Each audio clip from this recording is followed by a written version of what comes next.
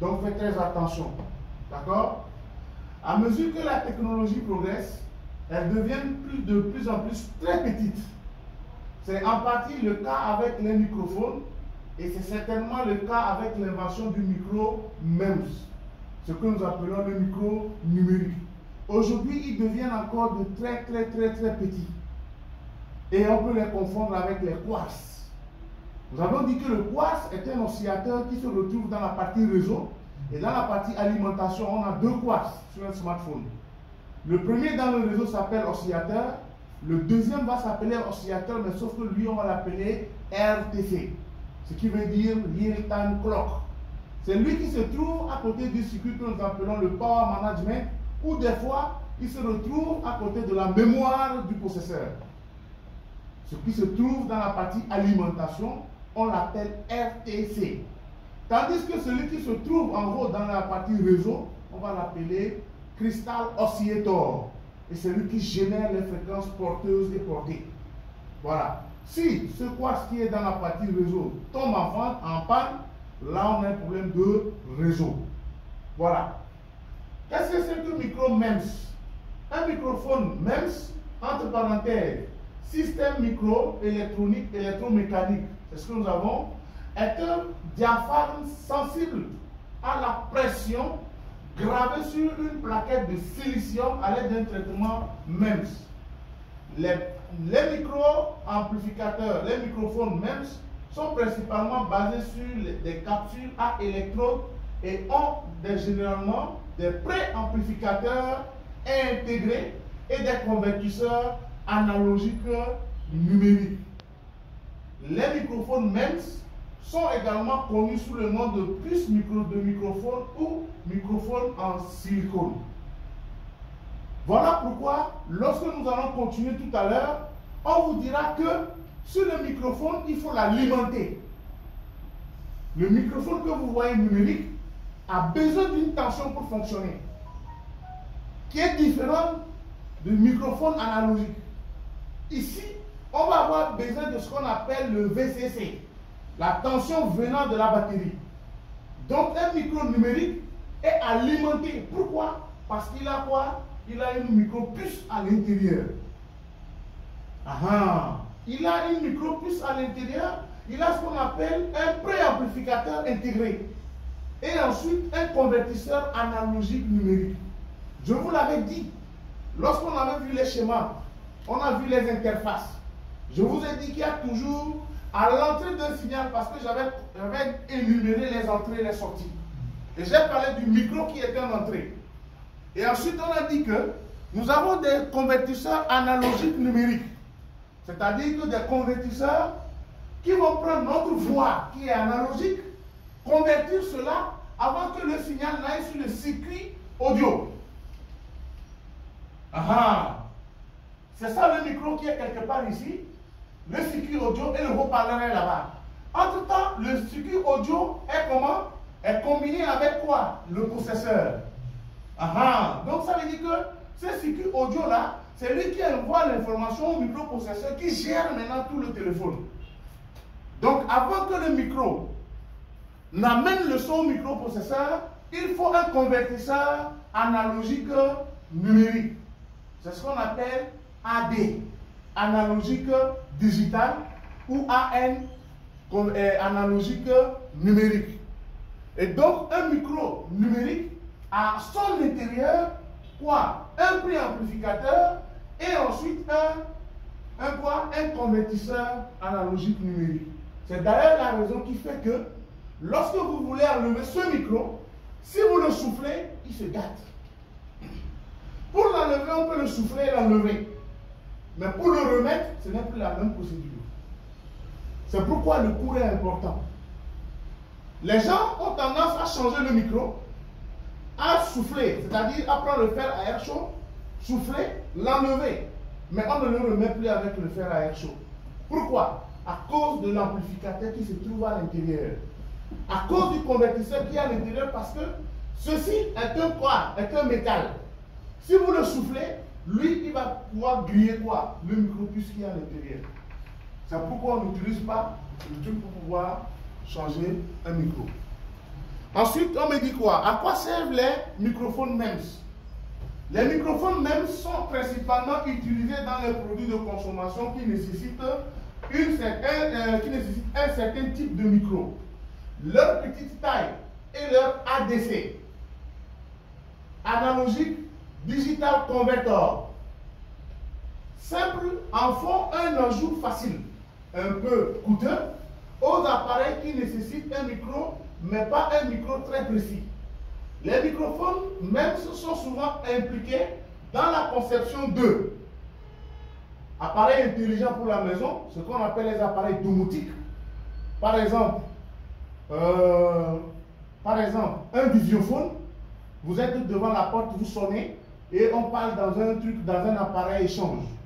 Par exemple, le Google Voice, par exemple, des appareils qui rentrent, par exemple, on dit Alexa allume l'appareil, il allume. C'est ce que nous appelons des appareils domotiques. Ensuite, on nous dit également qu'on utilise ces micros MEMS dans les téléphones portables. On utilise les micros MEMS dans les ordinateurs de bureau et les ordinateurs portables. On les trouve également dans les comprimés et dans les écouteurs. Non, c'est dans les ordinateurs portables comprimés. Et ensuite dans les écouteurs. Quel écouteur? Ce que vous mettez dans vos oreilles, ce que vous appelez AirPods. Ce que vous appelez des AirPods. Ce sont eux qu'on appelle des écouteurs. Comment sont conçus maintenant les microphones MEMS? C'est un ensemble et c'est le composant du transducteur et la SIC qui sont placés sur une carte de circuit imprimée que nous allons appeler PCB et protégé par un capot mécanique. Ce couvercle est conçu avec un petit trou pour permettre au son d'entrer dans l'élément du microphone. Le son doit passer à travers le boîtier de protection, puis à travers la plaque perforée pour atteindre le diaphragme MEMS. La plupart des microphones MEMS actuellement utilisés sur le marché contiennent un deuxième réseau de semi-conducteurs, c'est-à-dire un circuit intégré conçu pour fonctionner comme un préamplificateur audio. Tout à l'heure, je vous ai dit ça. Quand vous regardez les images du micro ici, vous allez voir qu'on montre quoi? On montre le bas et on montre le haut. On montre le bas et le haut, le bas et le haut. Mais ce qu'on remarque, c'est qu'à chaque fois, le haut, on voit un trou. Lorsque vous parlez, c'est par ce trou-là que le son rentre et va toucher une voile de diaphragme. C'est ce diaphragme-là qui va vibrer. C'est quoi un diaphragme? Un diaphragme, c'est comme une cuvette. C'est comme on a fait par exemple. On prend une cuvette, ensuite on va mettre de l'aimant ici, et on va faire un bobinage pour sortir. Ensuite, on va poser une petite voile transparente. Et cette voile-là, quand vous parlez, la voile a fait la vibration. Il vibre et il génère quoi? Il génère des signaux. Ce sont ces signaux-là qui vont être convertis par quoi? Par l'ADC, analogique converti, analogique digital converteur. Parce qu'en vibrant, il fait quoi? Votre son. Allô, bonjour, je m'en vais, je parle, je suis là, nagam, nagam. C'est un son qui est analogique. C'est un son qui bouge. Et ce son en bougeant ne peut pas être converti en quoi? Il ne peut pas être converti en 0 ou quoi? Ou 1. Parce que le processeur qui utilise le processeur qui utilise le micro doit être en quoi? Doit être en 0 ou 1. C'est-à-dire un signal logique. Et si le signal n'est pas logique, votre microprocesseur ne le reconnaît pas. Si le signal n'est pas logique, le signal n'est pas reconnu par le processeur. Ce qui fait qu'il ne peut pas prendre en considération un signal analogique. D'où on vous dit que derrière une caméra, il y a un convertisseur. Derrière un clavier, il y a un convertisseur. Derrière un écran tactile, il y a un convertisseur. Derrière une touche, il y a un convertisseur. Derrière une voix, il y a un convertisseur, etc. Parce que votre microprocesseur doit changer votre signal dans un état logique qui est le langage du processeur, c'est-à-dire la logique combinatoire.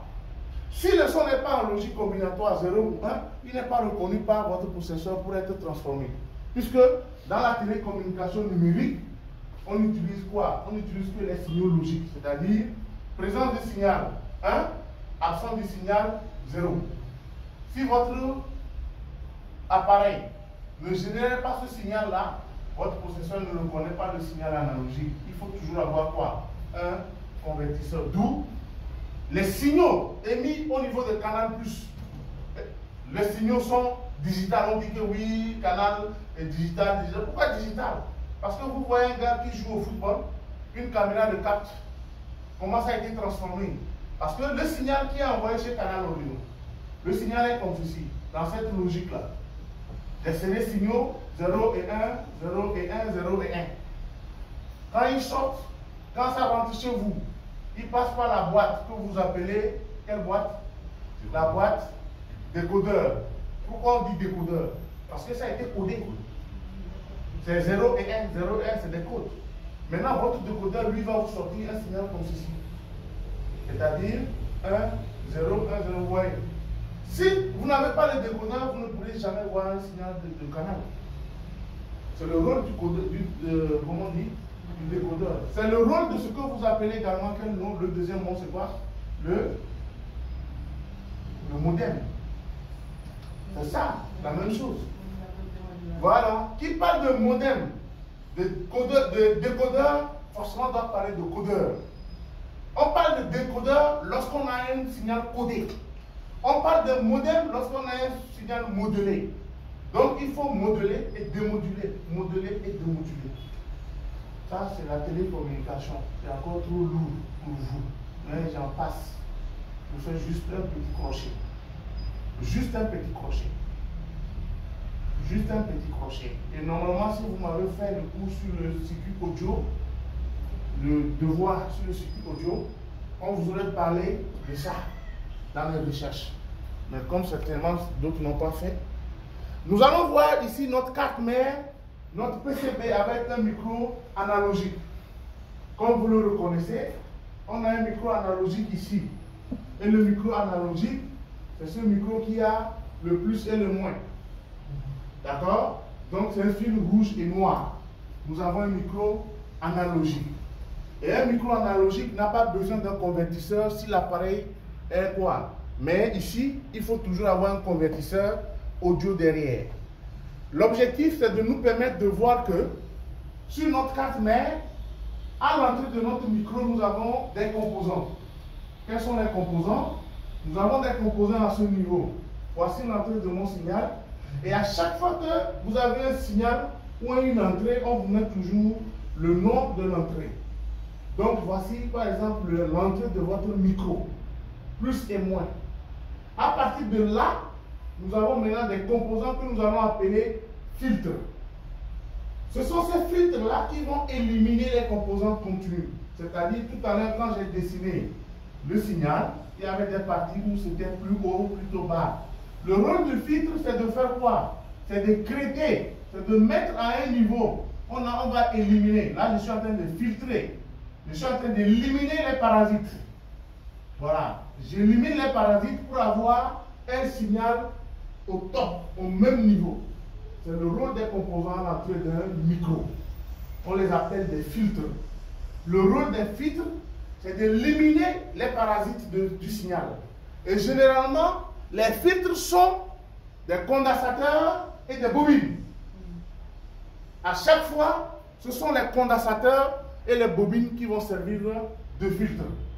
Donc, lorsque vous voyez une entrée de signal, ou lorsque vous voyez les condensateurs et les bobines autour d'un composant, ça veut dire que ces composants-là sont utilisés comme des filtres.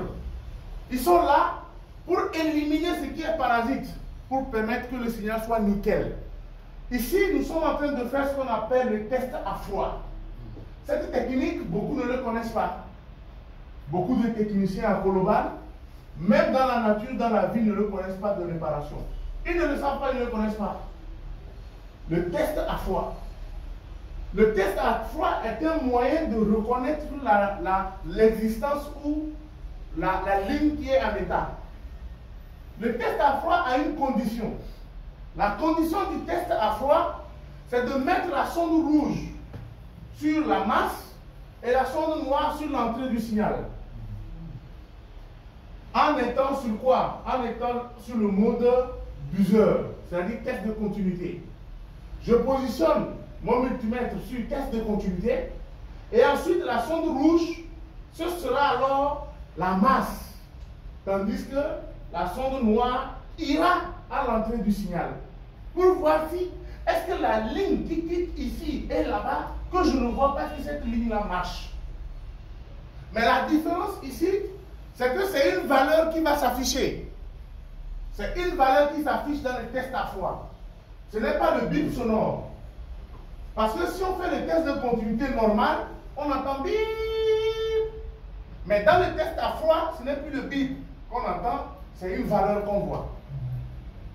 Écoutez très bien. Lorsqu'on fait le test à froid, la condition c'est d'être sur le test de continuité. Ce n'est plus un bip sonore qu'on entend, mais on entend quoi? On regarde, on voit une valeur affichée. Et cette valeur affichée, vous devez avoir déjà l'existant. C'est-à-dire que vous devez déjà avoir une valeur précise par rapport à laquelle vous devez maintenant faire quoi? Faire la comparaison.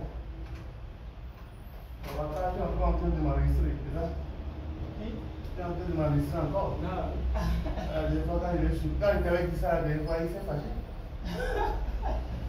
Quand je l'ai dit, c'est pourquoi je lui ai dit ça. Tu connais bien ton gars. Très bien. Très bien. Ce gars-là, très bien, il est venu pour s'exprimer là. Il a fait toutes les paraboles ici. Il a pris des photos lui. Mais lui, il refuse que lui et sa fille soient dans les photos. Vous imaginez? Il donne la raison que la fille est une mineure. C'est pourquoi il ne veut pas la laisser seule, il est avec. Non? Ah, elle là? Elle là? Connais bien ça.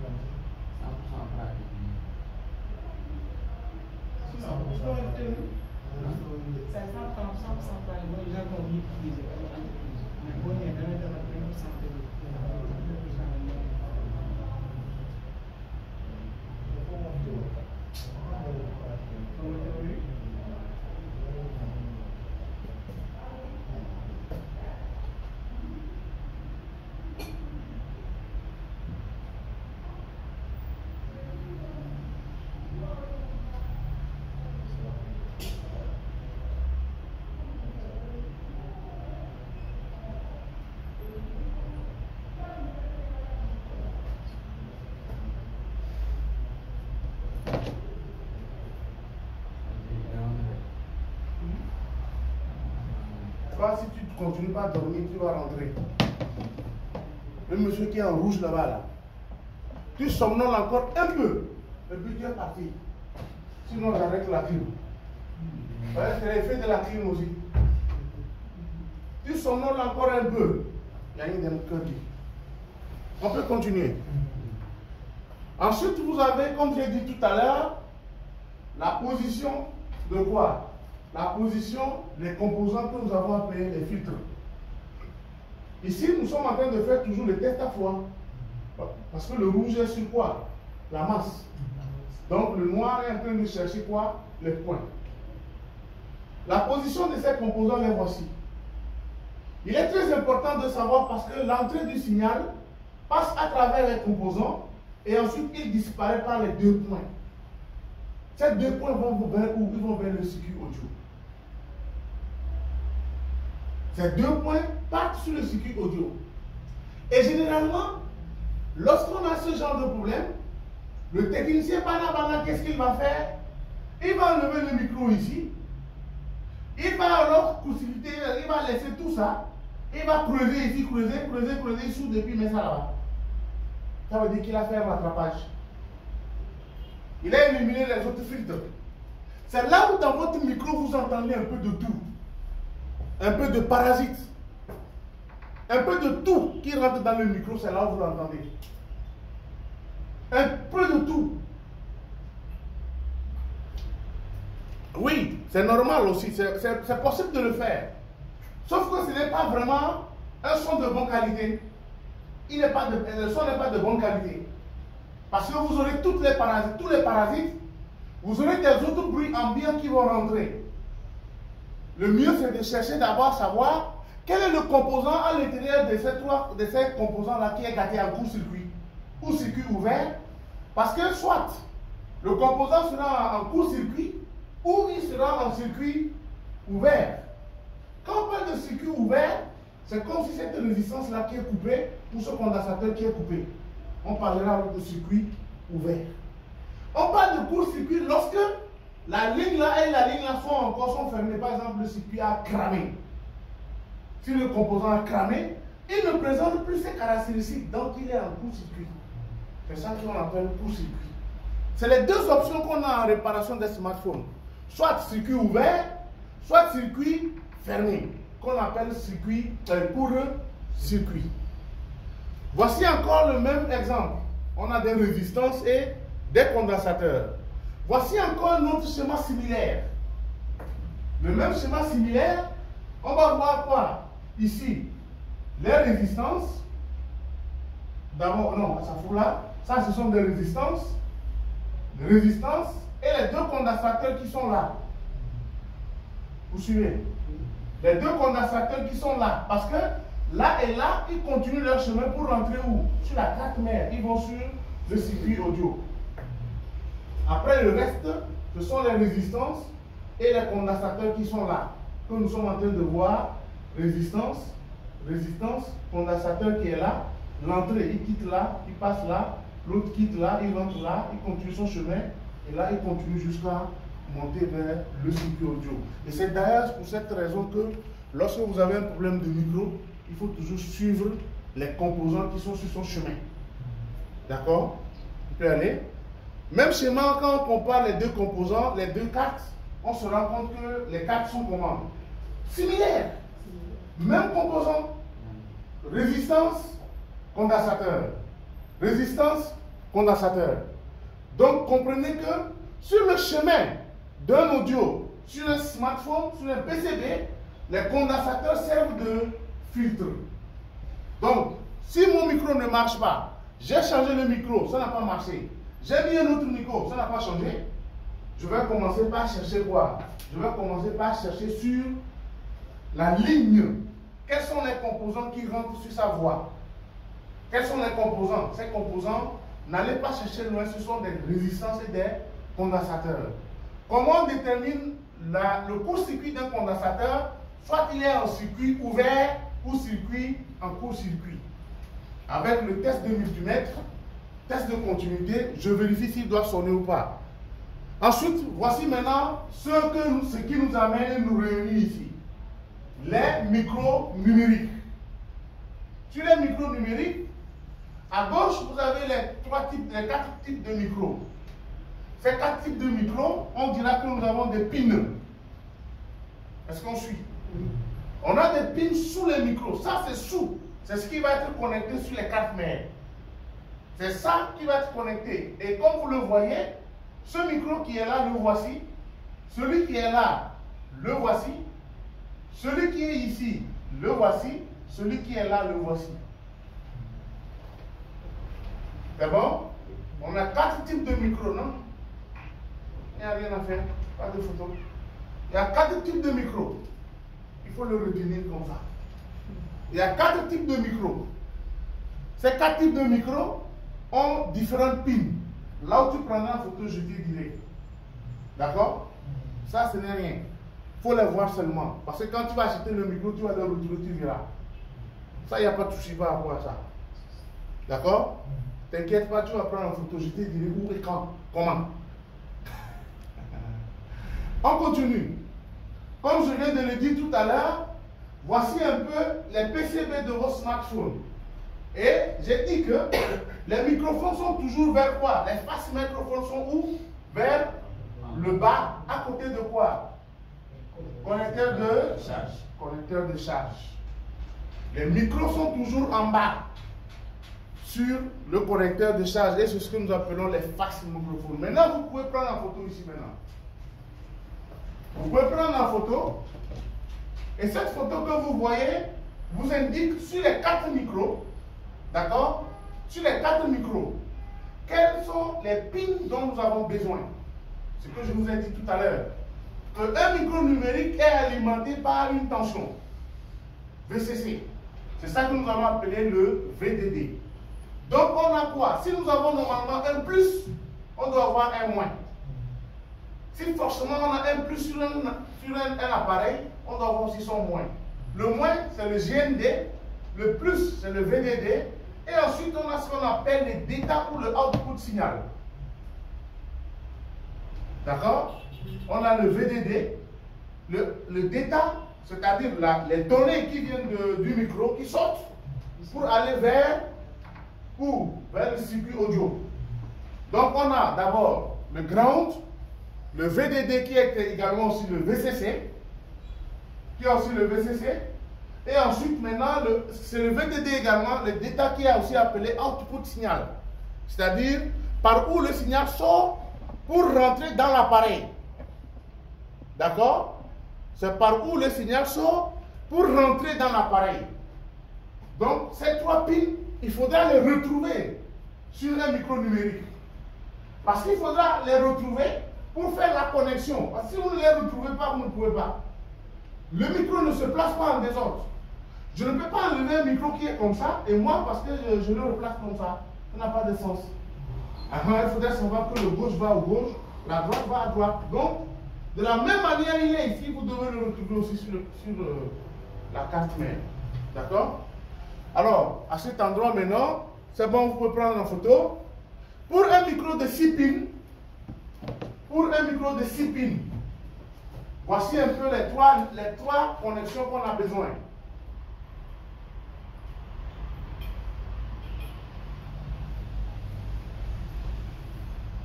Pour un micro 6 pins, voici les 3 connexions qu'on a besoin. Alors, là où nous avons encerclé, indique que la broche là, celle-là et celle-là sont le GND. On a besoin seulement que de 3 points. On a besoin du data, du output. Voilà encore quelqu'un qui appelle. Je coupe encore l'appel de l'autre.